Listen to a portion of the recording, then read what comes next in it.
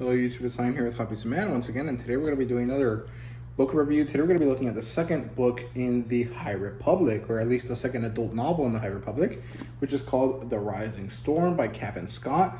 If you're into comic books, you probably know this guy's name, but I have not read any of his comic books before, at least I don't think so, or I might have at least bought some, but I haven't read them yet. I don't really remember.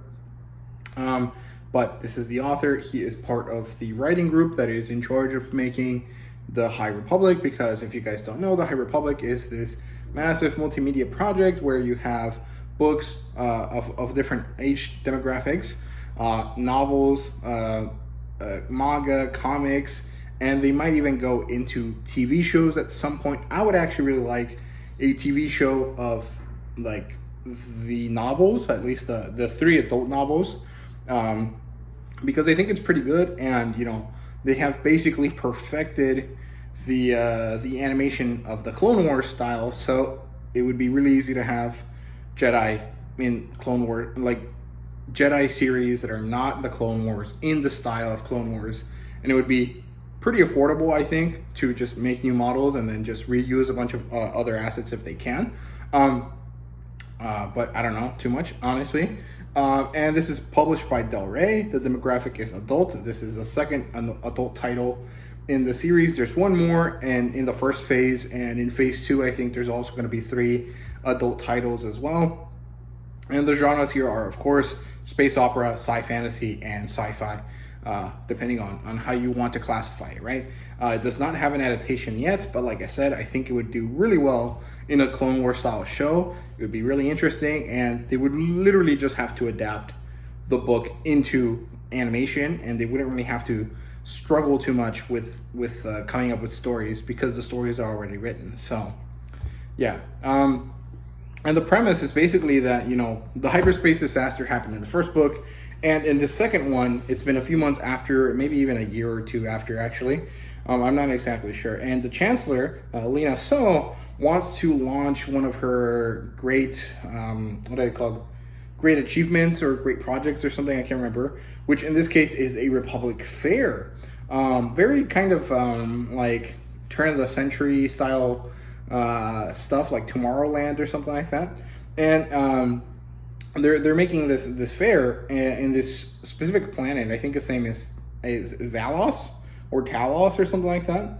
Let me see if I wrote it down somewhere. Yeah, it's Valo, and they're doing a great job with this. But it's actually also painting a giant target on this planet for the Nile to attack, because the Nile are the main antagonist of this time period, right? And so obviously disaster strikes, and we have to see a lot of politics within the Nile while this attack is going on this planet, but also a lot of Jedi action and a lot of just kind of like, you know, political actions happening at the same time as this disaster strikes. And it's really, really interesting. I actually really, really like it. But the plot line is all over the place. I mean, generally there is a single plot line. It's the Republic Fair, and everyone and everything is around this Republic Fair, right? But the Nile are doing something before the Republic Fair, something during, and then something after. And of course, the Jedi are also doing the same thing. And there's a bunch of secondary side things happening outside of the fair that are not really all that important to this novel, but that are still mentioned. And within the fair situation, there's a lot of specific sub-goals that are happening a lot. And each of these sub-goals pertains to a specific group of characters. And so the book is actually taking you all over the place all the time. Every couple of pages, you're reading from a different perspective. It's really easy to keep it all, you know, together, because everything and everyone is separated enough that you're not really confused about anything. But it makes talking about the book a little bit more difficult than I would really like it to be. So I'll try my best here. Okay, so the prologue is Elzar Mann, who is, if I remember correctly, Elzar Mann is this character here. Although that might actually be Stellan Gios. I'm not actually sure. I can't tell the difference between the two, the way that they're described. They basically seem more or less the same person to me, or like the way that their physical characteristics are described seems pretty similar. And both of them also have a very important part in this book. So I really can't tell you if that's Elzar Mann or Stellan Gios. My guess is that that's Elzar Mann, because that's Ty Yorick, and this is Bel Satifar, I think is his name. And those two characters are, or at least Ty Yorick is more tied to Elzar Mann than she is to Stellan Gios. So I'm not really sure, but this one is either Elzar Mann or Stellan Gios, and it doesn't really matter.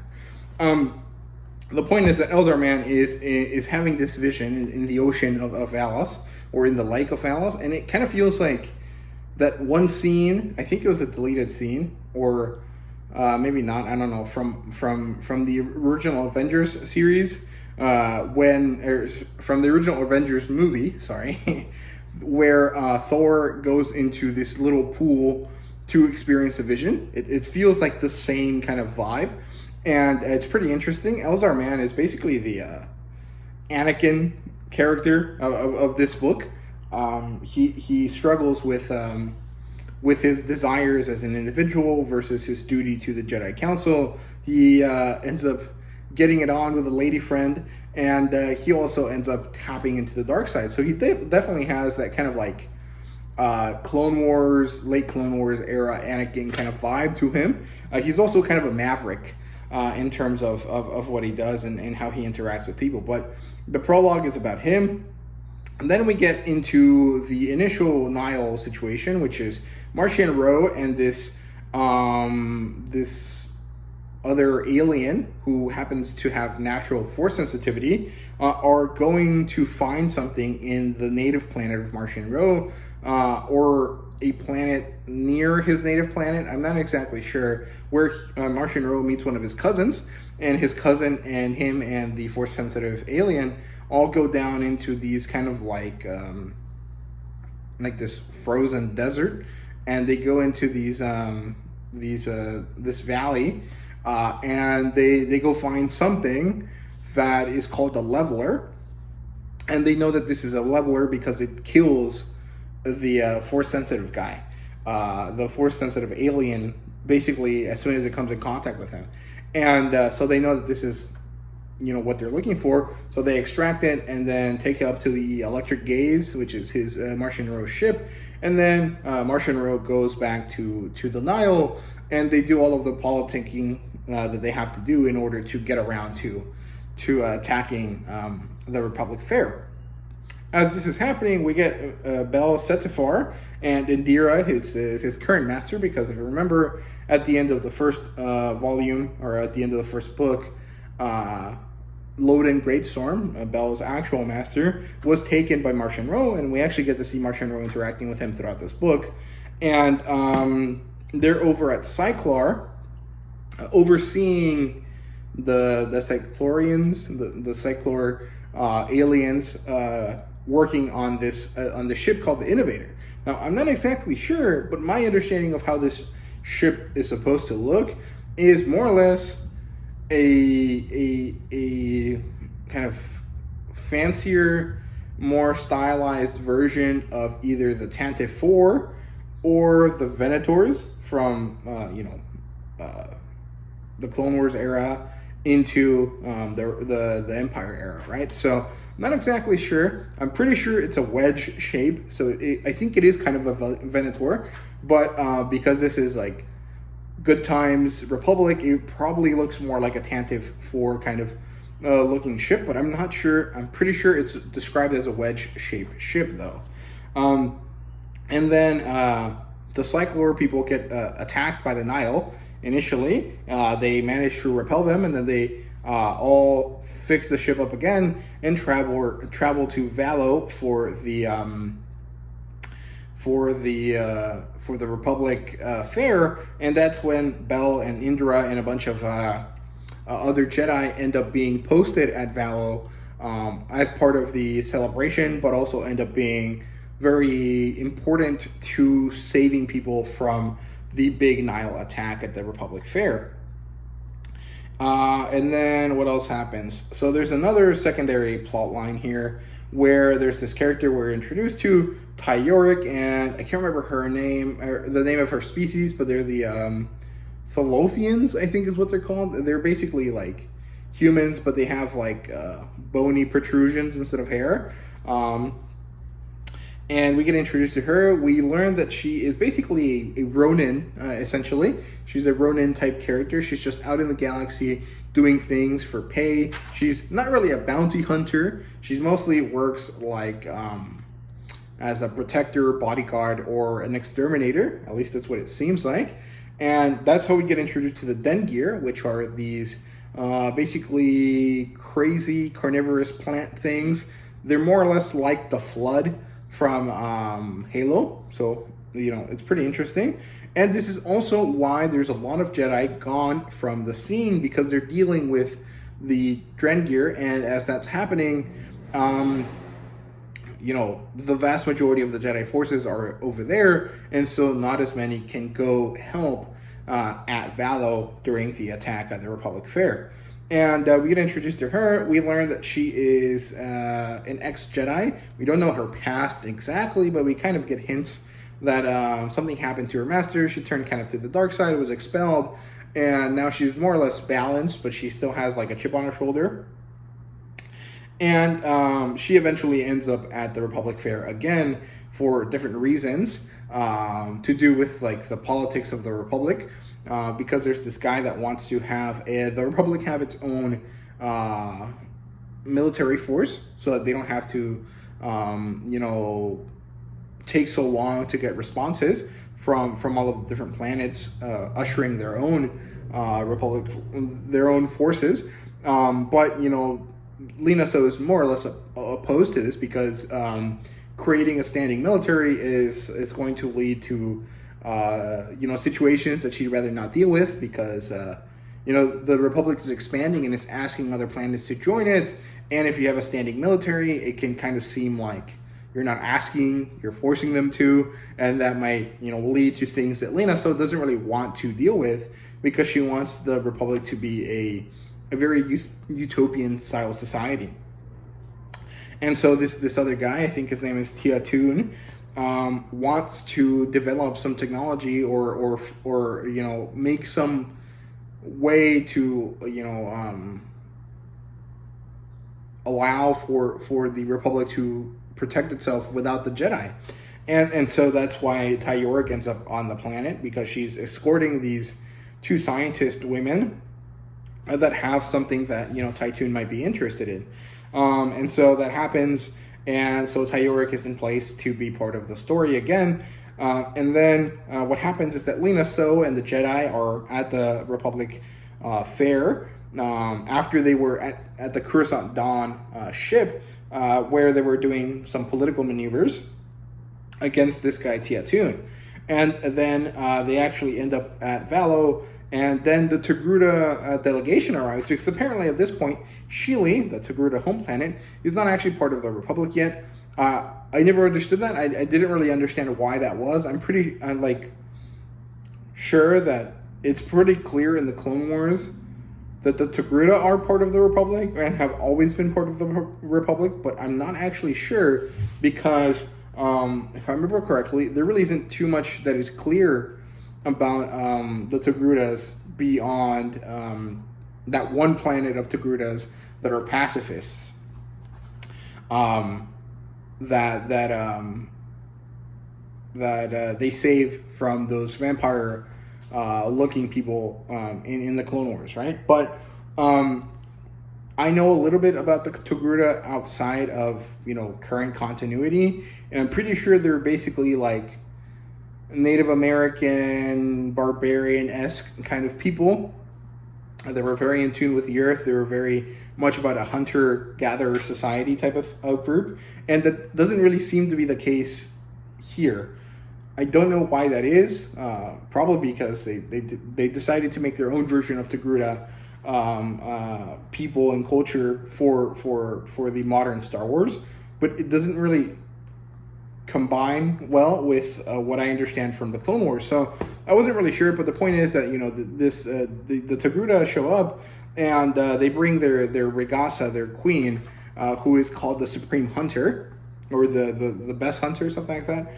And there's more politics because they're trying to bring the Togruta into the Republic. And then when the fair starts and when it is under attack, the Togruta queen, whose name is, let me see, Ilaric Yovet and Lena So, are actually part of the people that are most active helping others. And so they develop a mutual respect for each other for not running away from difficulty, which is really good. Lena So and Ilaric Yovet are very much, like Padme Amidala and Satine Kryze kind of women. They're very strong, powerful political figures that are also very good people, and I really like them a lot. Both of those characters are really, really interesting to me. And yeah, basically the rest of the book is just the fight at the Republic Fair, and it's pretty good. We do get to bounce off a bunch of different characters. We get to see Elzar Mann for a bit. Then we're with Stellan Gias, who actually seems to have the most difficulty with everything, even though he is by far one of the most powerful Jedi at this place. And then we get to see Bell also suffering his own situations with his own mission, which is to save Lena So's child and the people that are associated with him that are hanging out elsewhere before the attack. And then we get to see Indira and Bariuga and all of the people associated with them, all of the other Jedi associated with them, fighting in the sky on their vectors, which are really awesome. And I really enjoy all of the times where the Jedi here use the Force to combine into this like mass of like military force, I guess. They're not really trying to do it for the military superiority, but they become this single entity with a lot of arms, and I think it's really, really interesting and really cool, and I like it a lot. But it does kind of paint this picture of like weakness in the prequel era Jedi, because why did they not do that? They very rarely ever joined forces in that way. I mean, honestly, most of the scenes where we ever get anything like that is mostly Anakin and Obi-Wan just using the Force at the same time to bring something down.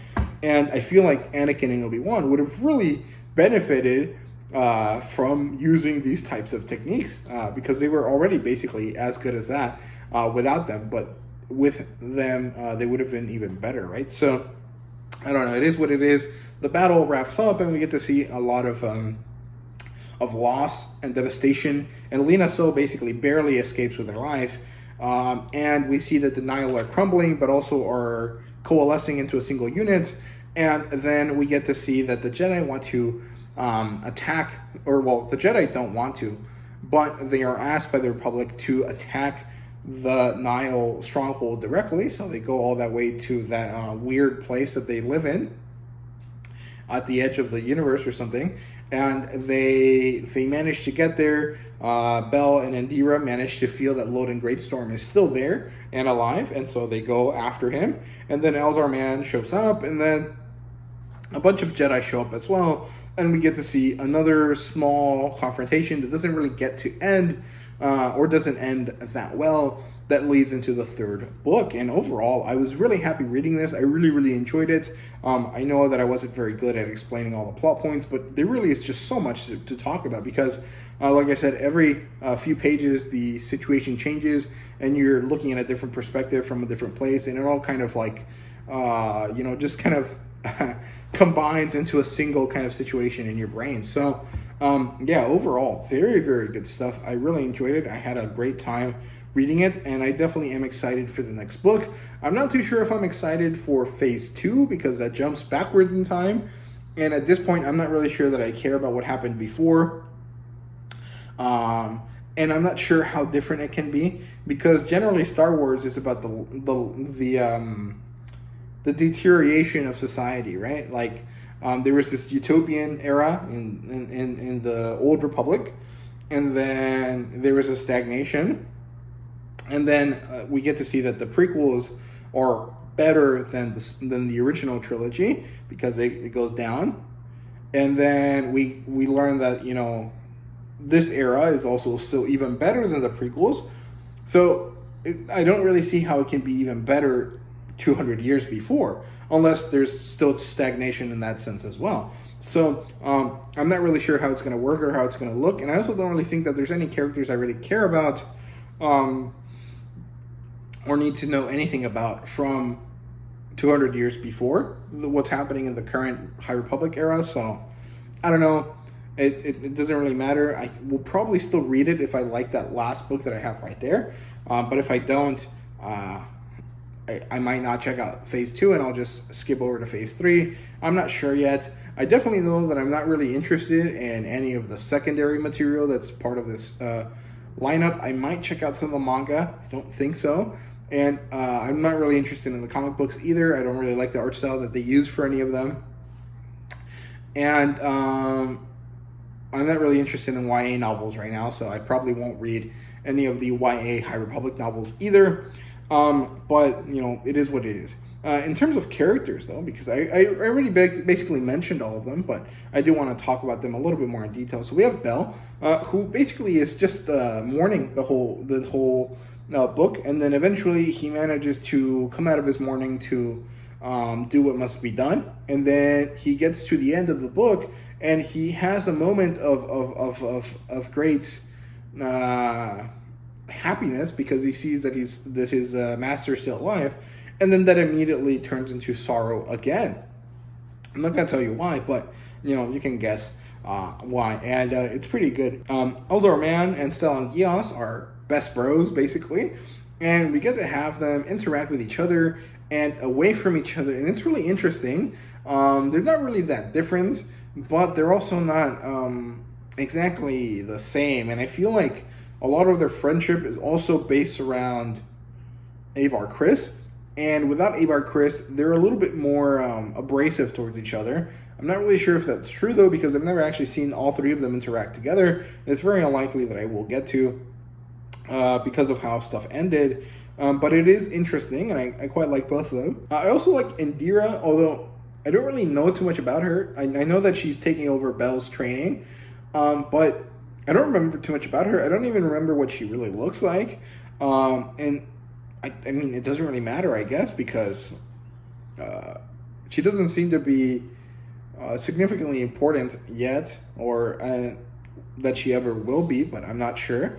Martian Rose is a really interesting character. I want to know a lot more about him, but I also find that his mysteryness, his mysteriousness, the fact that he is so difficult to really read, is also part of his charm. So I don't really know if I want to know too much about him, because I think it is, at least the way it's set up in these books, because I think there is a comic book that tells you about him, but at least based on the books, I don't really think I need to know more about him. He's just kind of this evil guy, and he does kind of have reasons for it, but he is primarily just an antagonist. The same way that I don't really need to know why the Emperor is evil, because he's just evil. I also don't really need to know why Martian Rose is so upset with the Jedi, right? So, yeah. Pen-Aida is actually the most interesting character from the Nile, and that's mostly because he was just so against Martian Rose. And he was also kind of the drive for a lot of their issues and the problems that they had. So I quite liked him as a character, at least for like the plot conveniences that he brought. But none of the Nile are really particularly interesting. Martian Rose the most, but I also feel like knowing about him, like I said, it's probably going to remove some of the charm. So I don't know. I don't really care about Lorna D or any of the other characters. Other than that,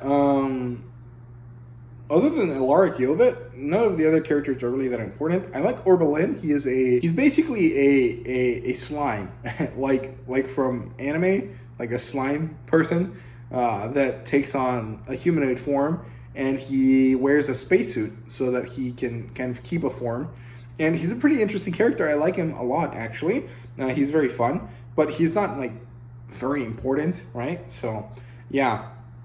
In terms of world building, we get the development of the Republic Fair. We do learn a little bit more about the Force, but not really that much. We get to learn about the Levelers, which are Force removers, I think. We get to learn about Tyorg and all of the Togruta Sheely Republic relations that I was talking about earlier. And then, just a lot of Jedi stuff, but a lot of it is more just rehashing or remodeling old things that we knew from the prequels and the original trilogy, just in a way that makes it seem slightly different, so that you can say that there is a loss of information as time goes on, which I think is pretty good. My rating for this book is a 4 out of 5. And the only reason why it's a 4 out of 5 is because around the 130 page mark, things started to slow down a little bit too much for my taste. And it took about 50 pages, so from 130 to 180, where I wasn't really interested in the story. And it was really boring, and I actually stopped reading the book for like 2 weeks because of that. I managed to push myself through those 50 pages, and afterwards I was rewarded with a lot of fun. So it isn't a 5 out of 5 like the first one, because it wasn't as enthralling. I was not really as interested midway through the books. So it can't be a 5 out of 5 out of enjoyment if I had to drop it halfway and force myself to continue reading it before I could get back to enjoying it. So, yeah. Other than that, it's pretty good. I quite liked it. So, yeah, I hope you guys enjoyed the video. If you did, please leave a like, subscribe, and comment down below. Let me know your thought. And thank you guys very much for watching. See you guys later.